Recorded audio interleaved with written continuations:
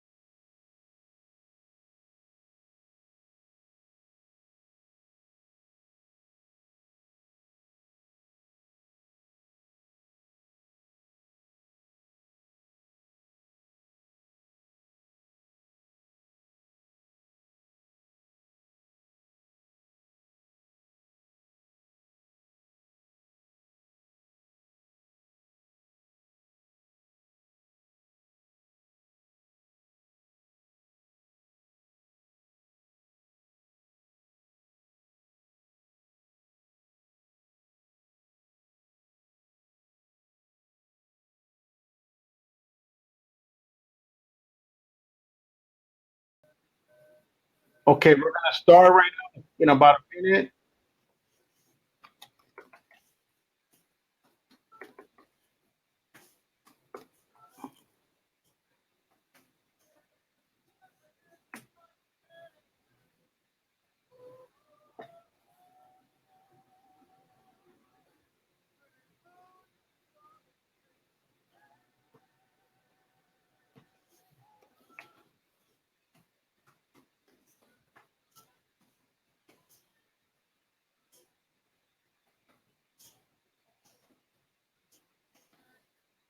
Okay, okay, we're ready to go. Okay, Gil. Yes. Hey, Gil. First of all, I want to introduce to you uh, a real good friend of mine. I've known him for about 30 years, and his name is Gil Carrillo. He was also a police officer for the East LA Sheriff's Department, and he was the one that solved the Night Stalker case. I don't know. I know a lot of people remember the Night Stalker case, but a lot of the younger generation doesn't know about the Night Stalker case. So, anyways, I'm gonna introduce Gil. Gil's has been in the sheriff's department for over 38 years. He retired a couple years back, and we still connected. And now that I have the platform where I wanted to interview him and talk a little bit more about what happened at that time when the Night Stalker brought terror to the whole state of California. So, anyways, I wanted to introduce Gil Carrillo. What's up, Gil? Hey, how you doing, George? Thank you for having me on your broadcast. Yes, Gil. Thank you so much for your time on a Friday night, and we're gonna get into it and talk about what's going on and what happened. You got it. Perfect. I wanted to ask you a question, and I always wanted to ask you this, Gil. When all those killings started taking place back in Los Angeles, I think was it 88 or 89 when that was happening? It was the first one was March 17th of 1985. 1985. Yes. So this guy was on the loose for a couple of years, right? Well, no, he was on the loose for a long time, but not that long. We got the first one. I got assigned the first case March 17th, 1985, and he was arrested August 31st of 1985. So essentially, 6 months later, we had him. Wow. So it was pretty quick. During those 6 months, he killed about 13 people. We filed 14 counts of murder. We also filed some child abductions on him. Wow. Eventually, as the case started to go to trial, we dismissed one count of murder in the interest of justice. That was the murder of Patty Elaine Higgins, which occurred on June 28th of 1985. And it was a matter of they were trying to sever that case. So you had 14 murders. They wanted to try one murder by itself and then the other 13 together, because Patty Lane Higgins' case was the only one that was independent. There wasn't evidence linking him from one or the other cases. But rather than go ahead and sever that case, we just decided Deputy District Attorney Phil Halpin, with his concurrence and concurrence of his executives, they decided let's just dismiss that one case and let's move forward on the other 13. Wow. And that's exactly what we did. Yeah, I remember like in 1986, I remember my mom, wouldn't even open up the window. Sure. And I remember telling my mom, I said, wait a minute, how's a Night Stalker going to come to East LA, man? There's like 10 families in every house, and everybody's got guns and everything like that. And I'm like, oh, man, he ain't going to come to East LA. But my mom, during the summer, she would close the windows up, man. We would be burning up, man. I would be so mad. I was saying, I hope they catch this guy. And yeah, he didn't want to go into any of the barrios, He only went into the barrio in the end because he was on the run. He got made on a bus. That's crazy. That's unbelievable what happened. But Gil, I know when I started promoting this a couple days ago, there was one guy that I know. I grew up with his wife passed away, but his wife's side of the family I know very well. They grew up with us right there in L.A. And he said something that his aunt was murdered. Irene Ramirez was raped and murdered behind a bar in East Los Angeles. And I was like, wow, he wrote that on the Facebook page, and I was pretty blown away by that. But I could imagine how many families were affected, and also the stuff that he was doing was pretty radical, man. This guy was cutting people up, writing blood on the walls, and unbelievable stuff like that. He was different, he was different, and he was good at what he did. And if you take him for what it's worth, he was good at what he did. Fortunately for us, we were good at what we did. Wow. So it's just good versus evil, and the good prevailed. We were able to stop him in his reign of terror. Now, Gil, when did you jump into the case? Right away when it happened, or was it given to you? No. I had the very first murder, March 17th, 1985. Dale Okazaki, 8510 Village Lane was where she was living at the time, in the city of Rosemead. And her roommate was a young lady by the name of Maria Hernandez. Excuse me. And Maria survived. Dale was shot and killed. Maria was shot. She survived the gunshot wound. And that was the first murder of the modern series. Wow. And just started working it like I would any other murder.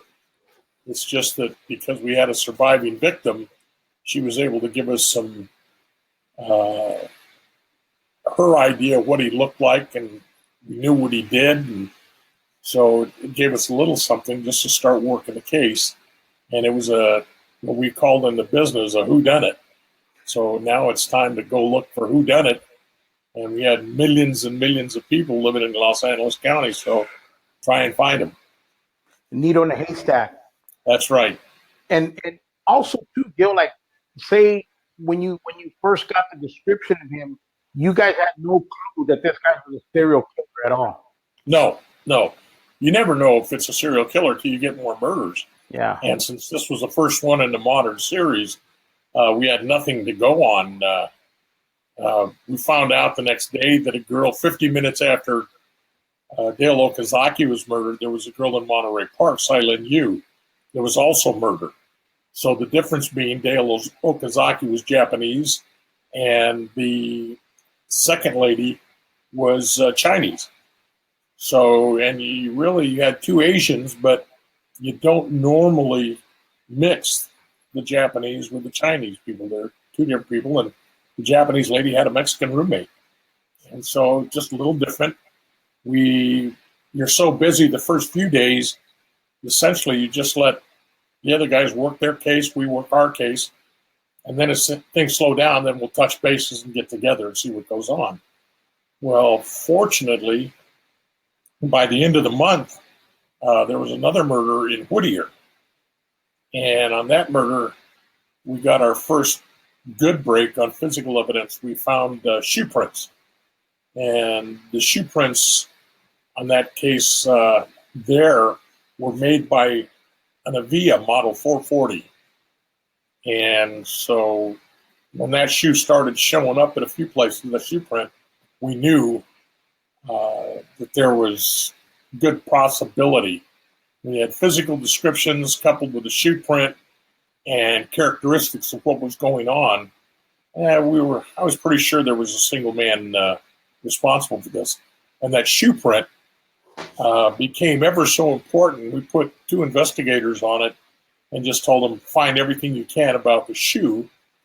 And they're looking at us and they're saying, okay, well, where do we start? We're not looking for a bot, we're looking for a shoe print. And I said, I don't care. Start at the Orange County line and move west.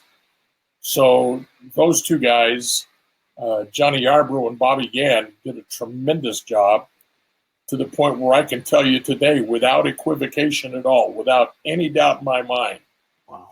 on January 9th, 1985, 1,356 pair of Model 440 Avias arrived in New York from Taiwan for distribution throughout the U.S., of which 6 pair made it to the state of California, 1 pair made it to the city of Los Angeles. So you can see that that's a mighty important shoe print left behind. And we were able to put one of the guys from our crime lab, we sent a criminalist up to Oregon, where they met Mr. Jerry Stubblefield, who had the patent on the shoe. And it was through him that we were able to develop the records, get the shoe pattern, the sole prints, and tremendous help in solving the case. Wow. So technically, of course, Richard Ramirez, aka the Night Stalker, he had no clue that you guys had one piece of evidence. No. He was on his reign of terror, and he's now deceased. And you ever want to stick a feather in anybody's cap, especially when somebody's as evil as he is. But he was good at what he did, and so he was able to elude being caught. He was able to elude law enforcement. He was very stealth-like in his movements, and people, after being in law enforcement for so long, George, you look at people and you say, I listen to people tell me, oh, that guy looks so sinister. Oh, that guy looks so evil, speaking about other people on the street. And in realities, nobody really knows what serial killers look like. Yeah. If you look at Ted Bundy, who looked just as normal as could be, looked like Harvey Milquetoast. And matter of fact, when he went to trial, the judge said he'd have made a great litigant. He'd have made a great attorney. Wow. And so you just don't know what somebody looks like. And there was one lady that testified in the Night Stalker trial that said he was quite the handsome young man. So he just blended right in with everybody else in L.A. County. And yeah, especially he was brown, so Yeah. he blended in. Wow. And another crazy thing, as he continued to do these horrific murders, was he wearing the same pair of shoes? Yes, he wore the same pair of shoes up until about a month before he got captured. Then he had changed, maybe just not even a month. He changed shoes on us, and so a politician, put out some information on the Night Stalker and the shoes and the car and the gun, and so Richard said those shoes went off the Golden Gate Bridge. Wow, he threw them out. So he threw those shoes off when he committed that murder in San Francisco? That's right, up in San Francisco. Wow, that's crazy. That's unbelievable. That's I remember, man, vividly, how the whole city of LA was so paranoid at night. Uh, I remember my neighbors, man. They were scared. You know, and it was the summertime. In LA, a lot of the houses don't have central air because we have some of the best weather in the world. But at night, it's really when you get that cool breeze that kind of comes on the house, and you can't because everybody was locked up. I Sure. mean, it was everybody was scared. It Believe was me, trust next. me, it was that way in my house. I had a young son at that time, and he was probably he was 7 years old. He was frightened to death. And it took him years, finally, at the insistence of his father, that's me, telling him, son, you're not a little boy anymore. You're a man. Open up your window, let some fresh air in here. Wow. Because his bedroom, he was afraid to open up his window even when he became an adult and he was still Oh, living here. So it affected people in a lot of ways. And you're absolutely right. It was an extremely hot summer that year, yeah. and people were sleeping with their windows closed because they were so afraid. Burglar alarms were going off the hook, gun sales went up. It was a terrifying summer to say the least. Now, I could imagine everybody was freaking out, and so they probably got a lot of phone calls from people saying we heard a noise in the backyard, and then everybody's, all the police officers trying to take every call. It could have been a tip. It was an extremely busy time for law enforcement.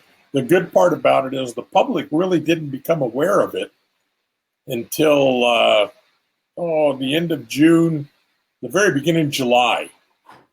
That's when they really got wind that there was a serial killer going on. And Wow. prior to that, there wasn't that much publication because his victims were random and they were all over LA County. Wow. And Gil, when did you go to every murder? Did you witness all that stuff when you were walking in? I witnessed a majority of them, but it occurred in the city of Los Angeles or murders that occurred, let's say, in Monterey Park. Those agencies handle their own murder investigations, so they would go initially. A couple of them, in May, I went to Monterey Park. I was called up and asked to go take a look and see what they had. So I did. I went down to look, and I went to LAPD. I went out to Sun Valley to look at out there in Sunland, and I also went to the city of Burbank. This was after their murders had occurred. We were notified the next day, so we went out and took a look at the crime scene. But when we go out, it's not the amount of victims that we saw. Certainly the ones in Los Angeles counties and the ones that we worked for cities that we were under contract for, like the city of Arcadia. We conducted their murder investigations. We go out there and people expect people such as yourself or others in the community. They talk about crime scene must have been terrible. The blood, the guts, the gore, all the blood, everything around. Well, it is to the non-professional. It doesn't. It's nothing to myself because it's all very scientific. You're not seeing blood, guts, and gore. You're looking at a story, and Wow. that's got to tell you a story. You got to be able to read it, study it, and comprehend it. Interesting. Yeah, we have a question by Vito Acosta Ramirez. The question that came up was, she said, what was the history as a child? Was he abused? Did he say anything that he was abused? He indicated that he was abused. He told us he was abused as a child. His dad used to beat him and laugh when he beat him. And so Richard tells me that he used to, in order to get away from his dad, he'd get out of the house and go stay at the cemetery, go sleep in the cemetery for the night. Wow. And I laughed and I said, if I talk to Richard, no different than I'm talking to you. And Richard called me Gil and I called him Rich. And I said, damn, Rich, wasn't that scary sleeping in the cemetery? I couldn't think of doing something like that. Wow. He says it was the only place he could get some peace and tranquility. He was peaceful there. So it didn't bother him. But he said he was a victim of child abuse. Said he was going to be, knew he'd be different by the age of 9 because he looked out his window and saw his neighbor. She was wearing cut-off shorts, like Daisy Dukes. They were folded up. She was wearing a T-shirt. She was out washing her car.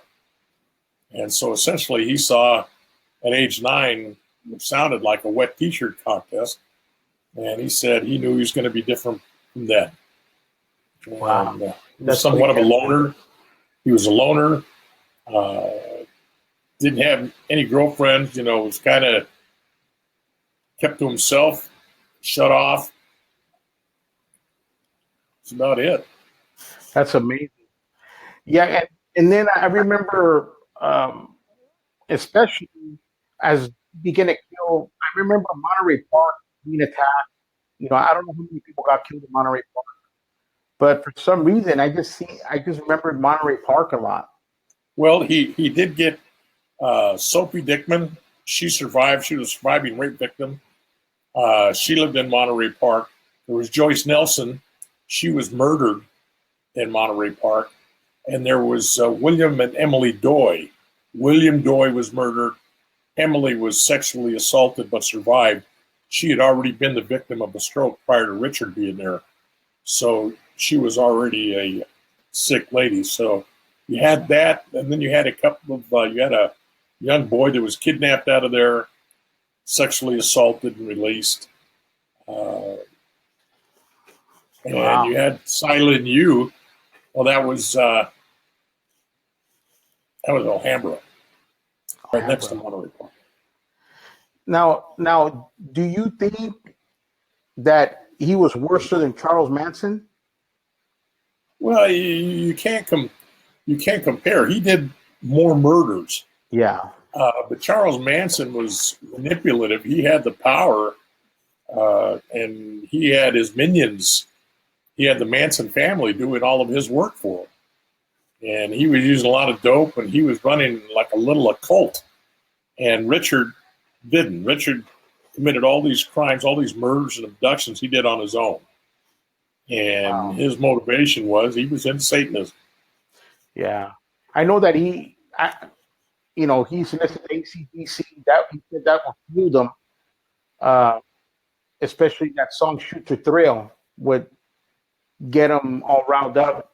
He liked the song. His favorite song was Night Prowler. Night Prowler. Wow. He liked the song Night Prowler.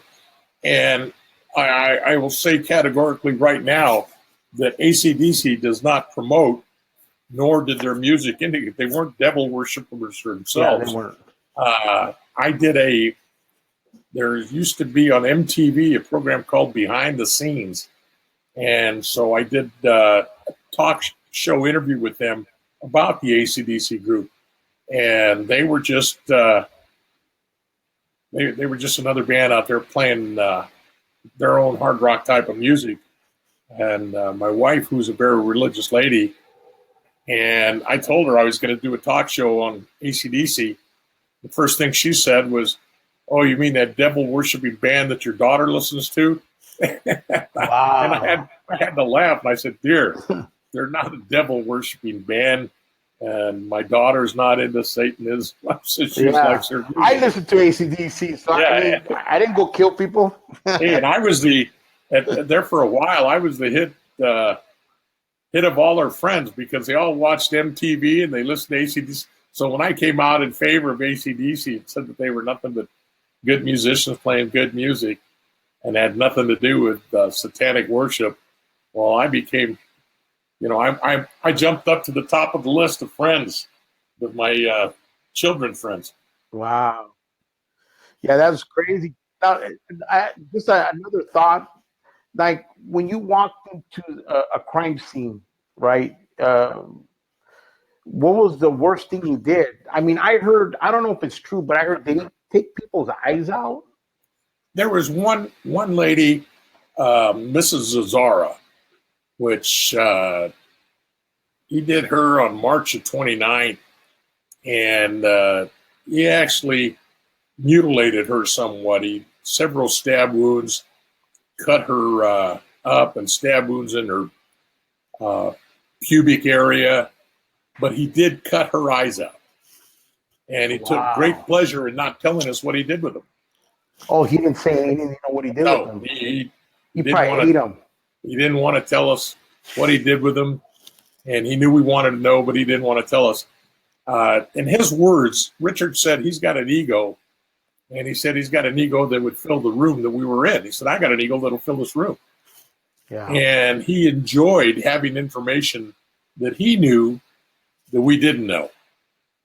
So it kind of like made him feel superior to us when he had information that we didn't. Wow. That's Like crazy. a cat and mouse game. Yeah, I think in '85, he terrorized the residents of Southern California, San Francisco. Yes. So he did 13 murders, 11 sexual assaults, and the Night Stalker case was brought back in the public eye when Ryan Murphy's version of it was featured in American Horror Story. Now, did you see the American Horror Story No. of the Night Stalker? Okay. No. So apparently, you know, they did some number of fictional characters, but it wasn't valid of what he did. But in saying that, like, Gil, what did you feel? Like, did you feel any fear um, during that time? I know there was a big responsibility on your shoulders because you're the. I mean, just think about it for a second. Our fingerprint is unique. Nobody has the same fingerprint. But it's crazy how you, Gil, you're the only one. You were the one that was going to solve that case. But in between that, did you feel any fear? Like I could imagine you going into seeing somebody chopped up, blood everywhere. You're just like, oh man, how did you feel? It you know, there was no time for fear. And George, you've been around long enough. You were listening to professional athletes where they act one way, and then all of a sudden, one day, and you hear them talking about putting their game face on, and they become professionals. You look at Kershaw. Yeah. Kershaw is friendly and he jokes around in the dugout and everything, but now come game time, it's all business. It's all serious. Well, when you're working these cases, whether it be a Night Stalker case or any kind of murder, it could be a transient. It could be a gang member, a couple of gang members. You all look at them the same. You put your game face on, you've got a job to do. In this case, there was an awful lot of pressure. There was pressure from the communities, there was pressure from the executives, and there was driven pressure because I had to worry about my own family. Wow. I come from a large, good old Mexican family. So, I mean, I have 6 sisters, and I still had my mom at that time. And, with nephews and nieces, and then you get into friends, and you've got to be able to try and do what you got to do to save them. So you're just driven. Every bit of my time was driven towards trying to solve the case. There was no free time. Wow, no free time. No. And I mean, it was crazy because you guys caught him within 6 months. Yes. Wow, that was fast. It was, there's and it was the effort. And you saying I'm the only one. I was the only investigator on him from beginning to end. Mhm. I couldn't have done it without the support of the Homicide Bureau. There were 24 investigators that we had doing assigned to a task force that were working. I had a partner, Frank Salerno. He and I did everything. Then you had to thank the community. Thousands of people called in with tips and clues. And these other investigators, they're following up on clues that people are calling in. And so this was truly a joint effort between everybody. I consider myself, the analogy I use, George, would be if you look at a major symphony orchestra and you look at the conductor of that orchestra, he does not know how to play every instrument in that orchestra, but he knows what kind of sound they should give him. So he's directing the woodwinds a little more, brass, soften it up, percussions, give me some more. And so you put all that coupled with the strings, and he puts it all together, and it makes beautiful music. I'm the lead investigator, so I can't go out and conduct every interview there is to do. There's not enough time in the day to do that. So you then start directing other investigators what to do for you. You start directing the crime lab, what you need out of them. And they give you something from firearms. They give you something from latent prints. They get you something from the physical section, serology.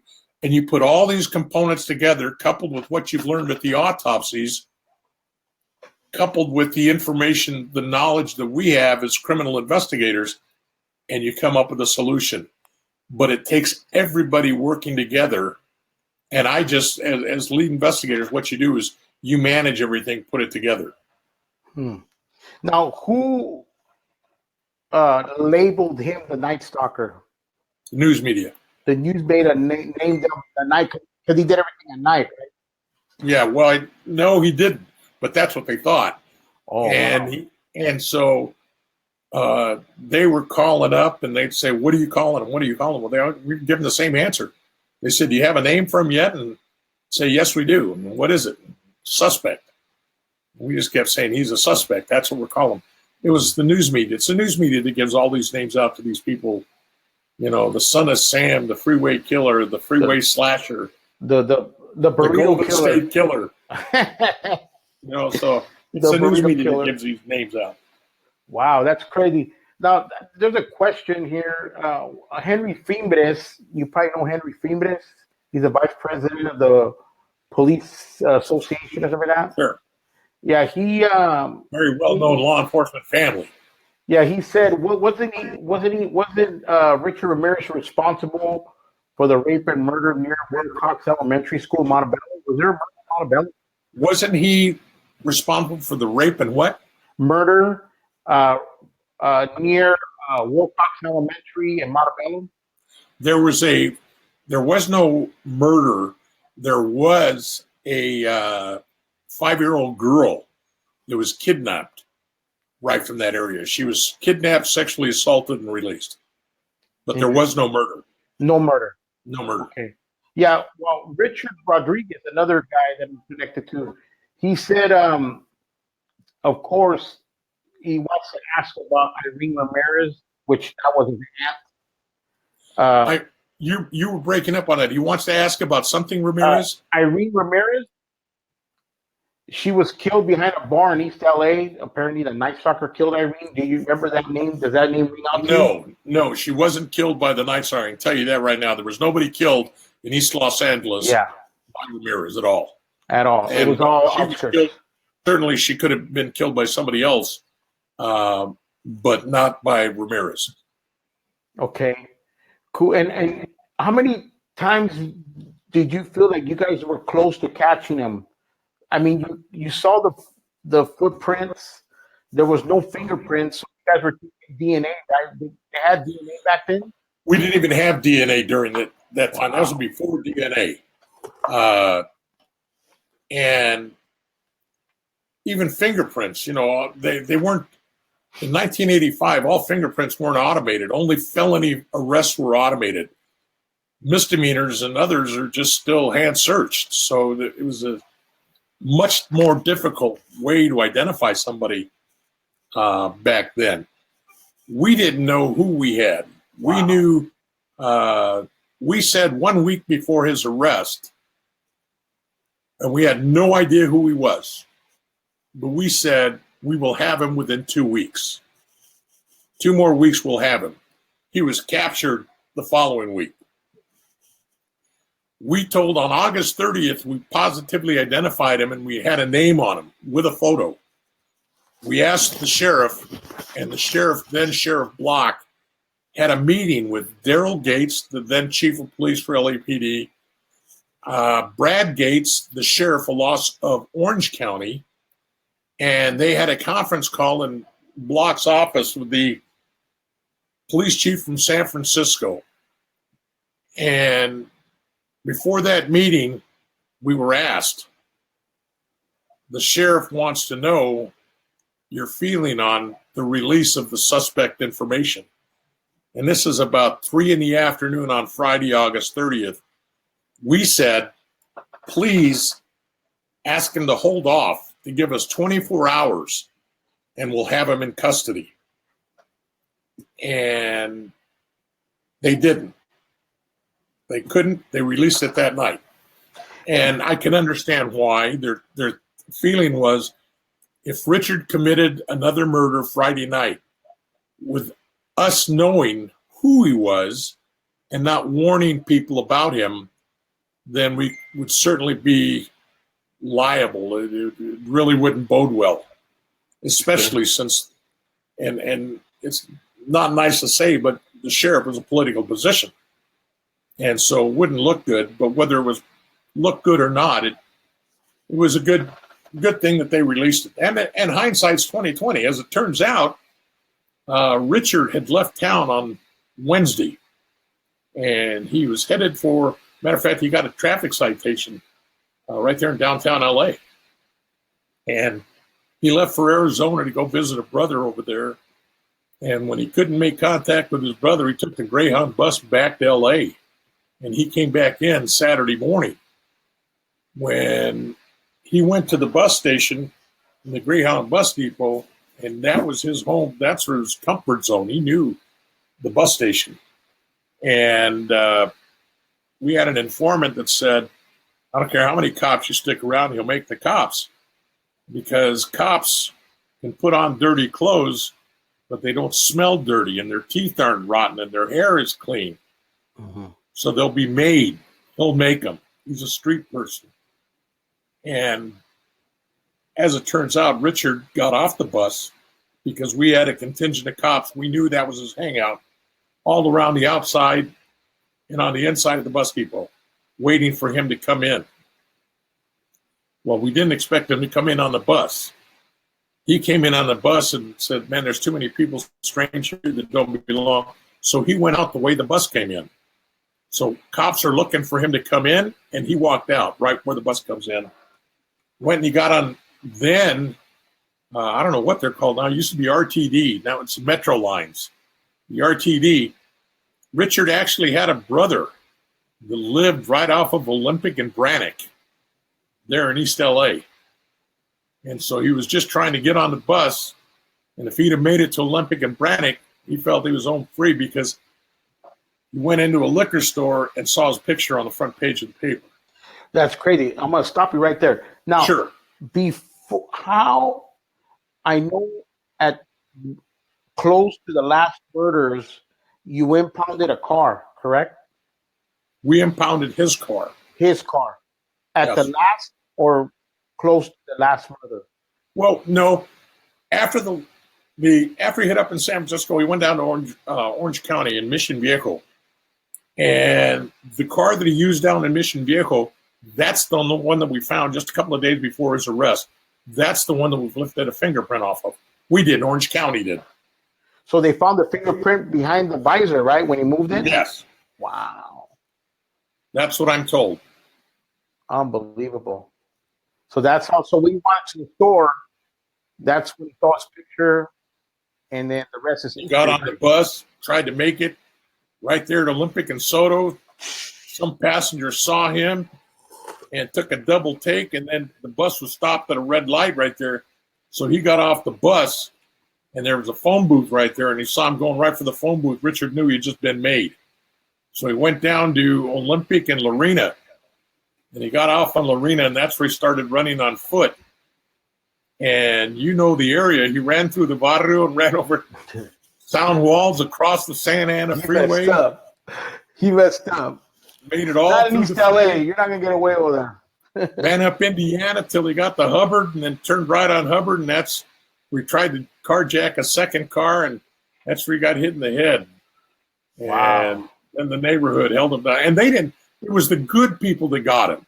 And they really didn't know who he was. They just thought he was some knucklehead trying to steal a car. So they held him for the cops. Had it been homeboys, they'd have killed him. Oh, yeah. They would have knowing who he was. They'd have killed him anyway. They had to kill him right down the street or been over. Yeah. Wow, that's crazy. I remember when he was caught, there was like an oppression lifted. It was weird. Like right after you guys caught him, you see people going back to normal, open up their windows. It was so crazy. Sure. You know, celebration. Because, yeah, they were celebrating. You know, because I mean, just the damage that he did, and you know, people go to bed at night thinking, what is he going to do next? Because he killed a lot of people pretty quick. Yes. During that time, he killed 13. We added the 14th. We found out that after it was all done, when I was working the case, I got a phone call from LAPD and out of Northeast Division, and he told me he's working a case from June of '84. He says, it sure sounds what you're working on. And I said, well, just hold on to it. He said, well, we got a live print. I said, okay, well, hold on to it. When we make our suspect, bring your print over and we'll match him. And that's what he did. And Richard was good for that one. So he hit June of 1984, and then he did absolutely nothing murder-wise and didn't start again until March of '85. Wow. So he kind of disappeared for a little bit, or yes. kind of, you know, did what he probably. Part of the time he went back to El Paso, which is where he's from. He went back to visit and spent some time back there. Interesting. Hey, Gil, you interviewed him, right? In yes. the interviewing room? Yes. I mean, what did he do? Was he acting crazy or was he mellow? No, he was kind of mellow. At one point in time, George, and I'm not embarrassed to say this at all, but during the first interview I had with him, and I was playing with his anxiety level. And by that, I mean, as a professional, doing what I do, I've got to be good at interviewing people. I've got to be able to know when somebody's lying, know when somebody's telling me the truth, how to extract information from them. And doing that with the utmost of understanding. And I learned this understanding from a college professor who's a retired FBI agent. And I owe him everything, Dr. Robert Morneau. And he said, you don't condone, but you have to understand that people do things for a reason. So I knew in my heart, I knew why Richard was doing what he did, because it was sex to him. He was a lust killer. Wow. And it was all sexually motivated for him. So I understood that. I didn't condone it, but I understood it. So if I understand it, it makes it much easier for me to talk to somebody without getting angry, without being offensive. When he says, I stuck a knife and stuck it in her throat, listen to her gurgle. Well, I don't sit there and say, wow, ooh, the face you just made, your eyes got whoa, big. What the heck? And I can't do that. Yeah. I just sit there and say, really? Man, I bet you that was awesome to hear. That's not what I really mean. Yeah. But I got to go along with it because I need to have him understand that there's no ill feelings going on in here. Man, this is just a job. You're human. I'm human. That's all it is. So that's the way I dealt with Richard. Like I said, he called me Gil and I called him Rich. At one point in time in our first meeting, he had his head on the desk and I'm playing with his anxiety level. So I'm raising his anxiety level and lowering it. And I'm doing this to find out what kind of areas I can get into and talk to him about, ask him questions and get straight answers. So as I'm doing this, I'm talking about his family. And in particular, I'm talking about his sister. And when I started talking about his sister and the interrelationship between her and the rest of the family, he had his head on his ear was on the desktop and his hands were in front of him, just like he was resting his forearms on the table, and he had his fists clenched. His hands were clenched in a fist. Head turned sideways, and he started breathing heavy. He started hyperventilating. He started going, taking deep breaths. Now I'm sitting there. I am totally into this. Now, for a millisecond, you have to remember, I'm thinking of everything, and I know the guy was into Satanism, and he's doing this. For a millisecond, I'm sitting there saying, okay, if this guy starts levitating off of that desk, out of that chair, I'm out of here. I've been in fights before. I've been stabbed and I've been shot at. But I can't be fighting somebody that's going to be floating around this room. So it did concern me a little bit. Wow. But, then reality is, hey, this guy's just human. That's all he is. Yeah. And he ain't nothing more and ain't nothing less. Unbelievable. It's just an unbelievable story. To me, I think that was the worst that I've seen, as growing up, somebody doing killings like that, because this guy was going crazy for a little bit. Yeah. And all the victims, all the people that were just messed up because of this. Now, Gil, after I saw a picture of you walking in the courtroom. I posted on eastside.com. You're in the front, and then they're kind of walking them in. Was that time when they were going in for arraignment? The only time that I ever walked with, there's a picture that's been on video before that I've seen, and I've seen it in a couple of documentaries. And that's where we're walking. We're actually walking them in, not through IRC at the jail, but we're walking them in the back door to the jail to get him into the hospital wards. That's where 4 of us are around him. Is that the picture you're talking about, where 4 of us are escorting him in? Yeah, that's actually escorting him the day of his arrest into the jail. That was the day of his arrest. Interesting. Now, he didn't deny anything, right? He just went ahead and said, yeah, he did. He confessed to everything? Well, no. In the beginning, first thing he did was invoke his rights. He said he wanted an attorney. So he said, okay, that's it. Good enough. We'll see you later. And then he had questions. And they said, well, you've already said you don't want to talk to us. He said, well, no, I'd like to ask you a few questions. So we said, okay. Now, you have to understand a little bit of the law. And that is, he's already been advised of his constitutional right. Anything you say you can't be used against you in court of law.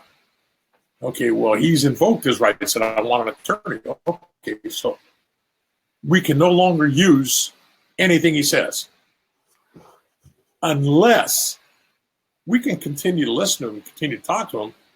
If he decides to take the stand, then we can use it in rebuttal to what he says. We can't use it as a case in chief, but we can use it in rebuttal. So, and then for the first few times, he would talk in the third person. He would not say, I did this. This is what happened. He would say, the Night Stalker may have done this. The Night Stalker would have done this. The Night Stalker, always referring to the Night Stalker in the third person. Wow. And so that's how we communicate. And he said in the beginning, because I've referred to you, I told you, he had some kiddie charges against him. We charged him originally with 4 or 5 child abductions and sexual assaults. But we dismissed those in the interest of justice because we didn't feel like putting the children or their families through the trauma once again when we already knew we were going to convict them for the murders. Sure. How many times can we have them killed, So we let the kiddie cases go. He said in the beginning, drop the kiddie cases and I'll confess to everything. And we just told him, we can't do that. That's not up to us. It wasn't our decision.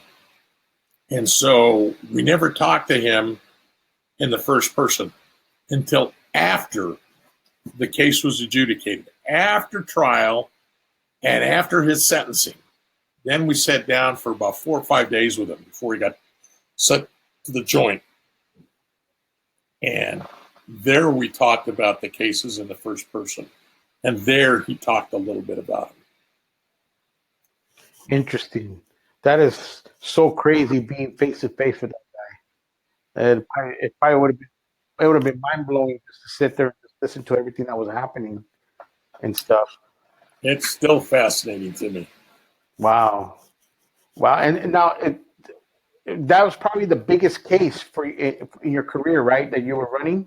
That is the most noteworthy case, certainly. Yeah. Certainly the most noteworthy case. I still lecture been called a lecture on it. Right now, as we speak, we're in negotiations. They want to do a documentary on it, a real documentary.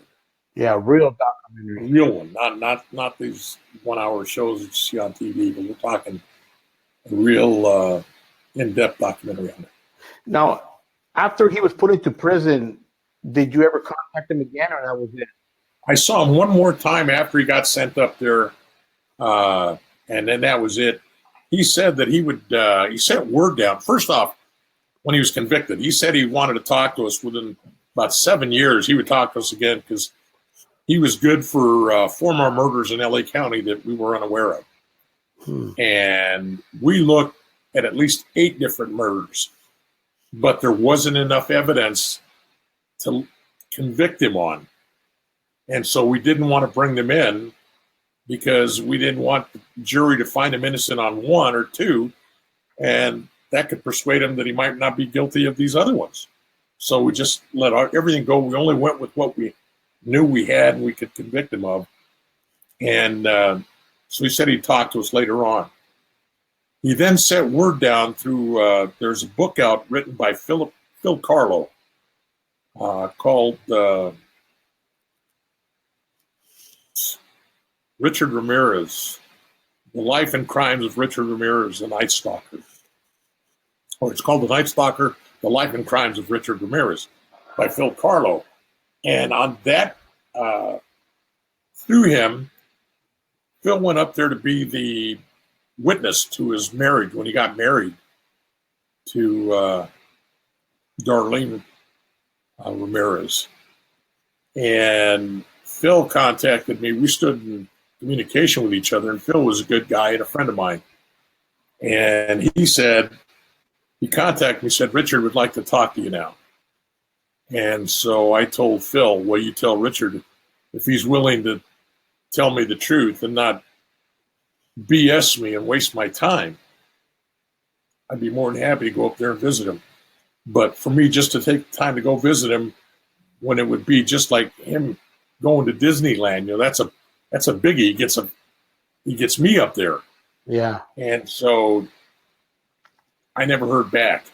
And probably he was upset. He became upset with me because I went ahead and badmouthed when he married Doreen. And when he got married to Doreen, the news media came and talked to me, and I said I thought it was a mockery of the criminal justice system and a mockery of the sacrament of marriage, because he wasn't in prison for rehabilitation. He was sentenced to death. Yeah. And why did we owe him? Why did he have the right to get married when he's in prison? Yeah, because it was never going to be consummated. He was never going to get a shot at taking her to bed or anything. Really, but when you see these serial killers, they get caught. You got all these crazy broads, man. Just they get so fascinated with some of the things these guys did. I don't know if they do it because maybe they want notoriety. I was married, to a serial killer. That's pretty wild, man. I have no idea, George. That's somebody else's profession, not mine. Richard asked me, he said, why do you think I like this? Why do you think I was so evil, Gil? And I told him, Richard, if I could answer that, I'd be a doctor making a lot more money than I am as a cop. That's not for me to answer. Mine is but to gather the facts and make the presentation to the DA so we can convict you. That's all I'm here for, brother. Unbelievable. And Gil, I'm the EastLA.com, the platform is still growing. I never in a million years thought I would EastLA.com. And so now that that we have the platform, this is what I'm going to do it for, is to connect with influential people that have made a difference in our city. And Gil, I want to really thank you for your service, for everything that you did, especially with this case. You sacrificed a lot of time. And we want to thank you because you brought peace to a lot of us, man. You really did. I really, really just want to thank you for that, Gil. Well, George, I I thank you. I thank you for your friendship. I thank you for your continued support. And I thank the people, the good law-abiding citizens and residents of East L.A. and all over the place, because without their support, this is a team effort. It's unfortunate that we in law enforcement spend 90% of our time on the 10% of the evil that's out there, when in fact, I wish we could be just the opposite and spend 90% of our time with the good people that's out there, and it's not. And you have to understand that I'm no different than you or any other person out there. I've got a family. I'm a human being, and I've been retired now I retired in 2009. So it's going on 9 years this year that I've been retired, and I got to run into the same cops that, people who sit there, cops are no good. There's no good in every walk of life, and I don't care if you're a priest, if you're a doctor, if you're a minister, a fireman, I don't care. Teachers, teachers now are doing everything. So you got to take the good with the bad. Fortunately, there's 90% of us good people, such as yourself and your listeners, that are out there, George, that made the job all worthwhile. And if I had to do it all over again, starting from the time that I was in the armed force or in the Army to my career with the Sheriff's Department, I wouldn't change any of it. And Gil, thank you for your service too. You were in Vietnam too, weren't you? Yes, I was. Wow, that's crazy, man. A lot of Chicanos died in Vietnam. Far too many of everybody. And they never got acknowledged. There are absolutely no winners in war, and we didn't. It was a different time. We didn't get acknowledged. I got choked up today. I was in Home Depot, and I just happened to I was wearing a T-shirt, and on the back of the T-shirt it said Vietnam veteran. And a couple of employees were talking, and they said, "Excuse me, sir." And I said, "Yes, sir. Can I help you?" And they said, "Did you do time in Vietnam?" And I said, "Yes." And they said, "Just want to say thank you for your service." And George, I tell you, I got choked up. It meant so much, stuff that I'd never heard. And these young men were sincere. They weren't joking. They were very sincere. And I'm not saying anybody has to do that, but to have been acknowledged, especially from the way we were treated when I came back, it was very special. So it is very meaningful for me. Yes, and I appreciate everything you did, man. I mean, I just think this is just a fascinating story, even though it was not a good story. But it's crazy how East LA came into the picture because they caught him there. It's pretty crazy. But he never killed anybody in East LA, So I think he probably knew not to be around there, That's right. He knew better. Yeah, he knew better. But so now, Gil, you're retired now. You're enjoying your retired life now.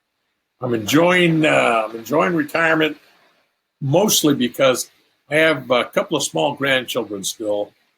And what I didn't get to do with my own kids when I was working, especially working homicides, in hindsight, I wish I'd have spent more time with them.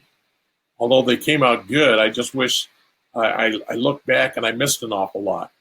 Yeah. So I miss nothing since I've retired. I miss nothing with my grandchildren. I mean, I don't care, from school plays to baseball, football, you name it. I was fortunate enough, one of my granddaughters, the oldest grandchild I have, went to a school of performing arts, got a scholarship. She's toured the world, George, singing and dancing, and now she's back and she wants to become a dance and teaching and singing instructor. She's doing part-time teaching at the school, working her way through life. I've got a grandson that wants to take after his grandfather and his dad. He wants to be a cop. And now I got two little ones, and I get to spend time with them. And so what I miss with my family, my own children, I'm making up for with my grandchildren. And of course, I'm spending more time with my wife. That's awesome. Yeah, that's the best thing there, man, to be with family Everybody wears a cap. Either a police officer, you're a fire department, or you're a business owner. So everybody, it's all about family. Yeah. And I've known you since I was 20 years old, Gil. 21 years old, I think. I was still a young pup. That was before you had that great beard. Oh, I know. My wife always bags on me. She goes, "Man, you're turning silver." I said, "It's all right, baby. I'm nice and shiny. Shine it up." And it's all been good, George. It's all Yes, been Gil. good. Anything you want to say? Anything you want to say to the listeners of East LA?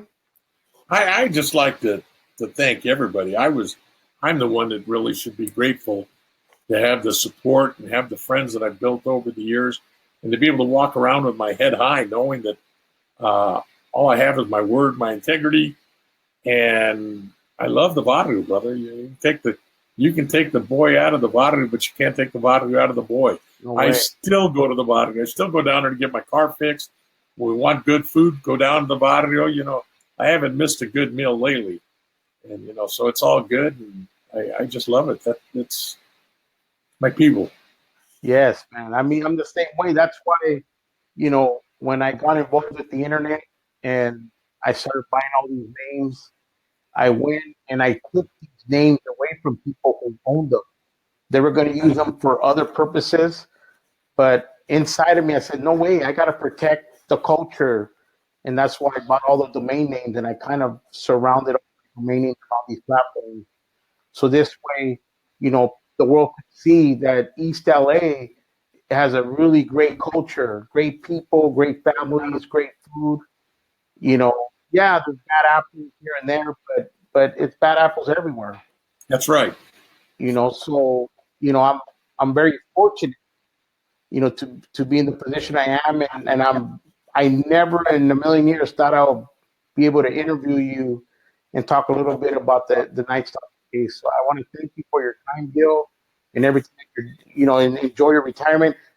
I'm going to go out there next month, and I want to connect with you. But I just wanted to thank you again. I'll be waiting to hear from you, and believe me, it's my pleasure, and I thank you, George, for reaching out to me. I can't believe this is happening either. You need to write a book. I'm gonna say it. He needs to write a book. You, not nobody else. You, because it's better out of the horse's mouth, man, than hearing it watered down somewhere else, and then they're getting credit that they reported the right story, but they don't know all the details like what you saw. And I don't know, Gil. I'll do anything to help you do that, man. Well, thank you, George. I'll be waiting to hook up with you next month. Yes, Gil. Thank you have a so good much. one. And thank all your listeners. You guys, thank you. Next week, we're going to be interviewing Ray Corleone. He is the guitarist for the Latin All Stars.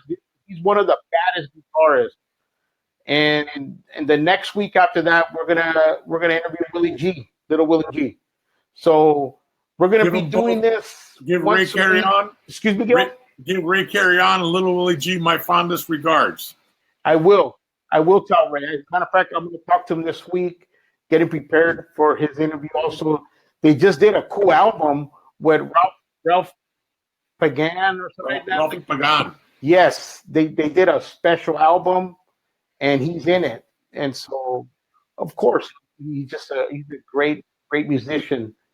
And just like I said, Gil, thank you so much for your time. Thank you for everything. Thank you for your exampleship in my life. Because even though I saw you here and there, you're always the coolest cop, man. Straight up. Thank you. Out of East LA. Thank you. Okay, Gil? All right. Good night, George. God bless. Take care. God bless you. Love you, bro. Thank everybody. And we'll see you next week on the next show on EastLA.com. Bye-bye.